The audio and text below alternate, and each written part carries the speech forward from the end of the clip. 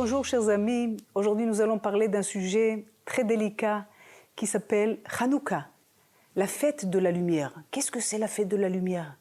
Pourquoi le mot lumière est important ici? Il y a marqué dans la Torah, Ner Hashem Nishmat Adam, la lumière de l'homme fait partie d'Akadosh Baruch Hu. Chacune de nous, et les Chelek Elokam Imal, on fait partie d'Akadosh Baruch Hu. Il ne nous a pas fait descendre sur terre pour en fait être dans le noir. Même si c'est le noir, on doit éclairer dans le noir. Et Bezrat Hashem, on dit que la galoute, oui, se trouve, elle est là. Mais la Géoula se trouve dans la galoute, comme la lumière dans les ténèbres. Chaque lumière de Hanouka, bien sûr, sont en nombre de 8, et on voit que chaque jour, c'est un nombre qui progresse. 1 plus 1 plus 1, ça veut dire que nous sommes descendus sur cette terre pour éclairer l'âme d'un autre juif. Tu sors quelque part, tu souris à une amie qui, en ce moment, elle est dans la déception, tu vas lui faire un grand sourire, ça s'appelle allumer une lumière.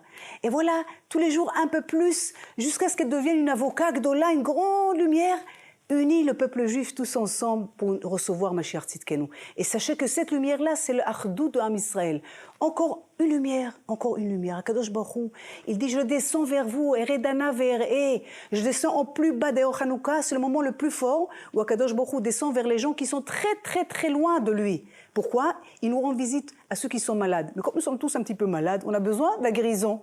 Alors Akadosh Baruch Hu vient la Achlimotanu, vient nous donner la guérison. Et pourquoi il descend tellement bas? Justement pour nous dire, vous aussi, vous devez faire comme moi, Adamel et Elion. Vous devez vous dire, voilà, j'ai Chelek Elokam Imal, cette lumière que Dieu m'a donnée, et cette lumière-là, je vais la prendre, je vais l'utiliser pour éclairer un autre juif qui est dans la détresse, qui est loin, qui ne comprend pas encore. Et sachez que cet effort-là, c'est pour ça qu'on est descendu dans cette terre. On est venu ici dans un rôle d'éclairer les autres, de donner la lumière aux autres. Et pour cela, pour arriver à faire ça, il faut d'abord que nous-mêmes nous soyons éclairés. Ça veut dire qu'on vient nous réparer nous-mêmes. Et Hanouka, c'est la fête par excellence de éclairer soi-même avant de vouloir éclairer les autres. Alors, quand on regarde les bougies de Hanouka, on regarde chaque lumière avec ses yeux. Pourquoi les yeux? Les yeux, c'est les fenêtres de la Neshama. Quand tu regardes ces lumières-là, ça pénètre en toi.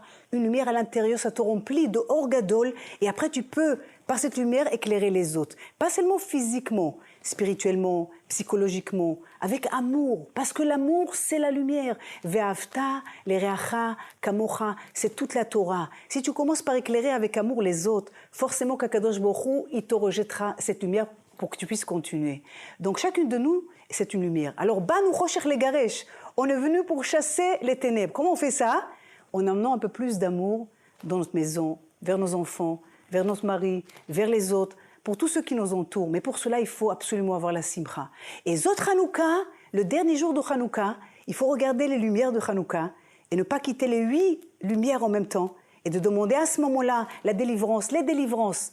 Pour les ivougim, pour les mariages bien sûr, pour la parnassa, pour le briout, la guérison, pour les malades. C'est un moment très propice et je vais vous raconter une petite histoire pour terminer.